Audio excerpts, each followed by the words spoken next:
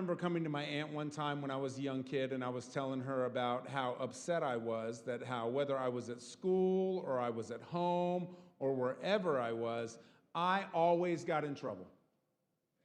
No matter how, if I tried to hide it, it would be found out.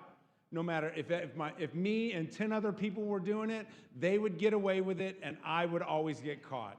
And so I remember telling my aunt how disgusted I was at this process, how unfair that it was, and how ridiculous that I was being held accountable for what I was doing while everybody else got to walk around like they were just living free, right? And she told me this, and she looked me straight in the eye, and she said, David, you are a child of the light. Everything you do cannot stay hidden. And I was like, wow. In some respect, I understood what she was saying because I want to live my life for Jesus. I wanted to live my life for the Lord.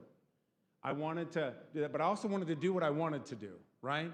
But the problem is that when you live your life for the Lord, He will shine the light on your life. And it will be brought out, and it will be known.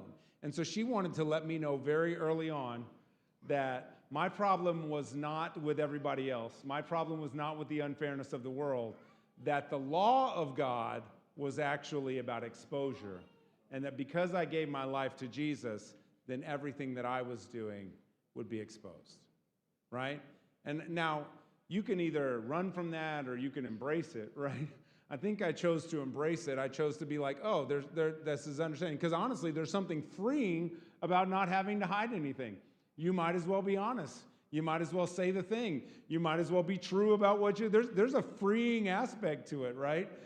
Nobody's dying, right? We're going to stay morally, intact, right? But ultimately, there's a freeingness when you realize that the God of heaven wants it to be exposed and that He's also your refuge and your strength, right? And so you might as well walk in the light, right?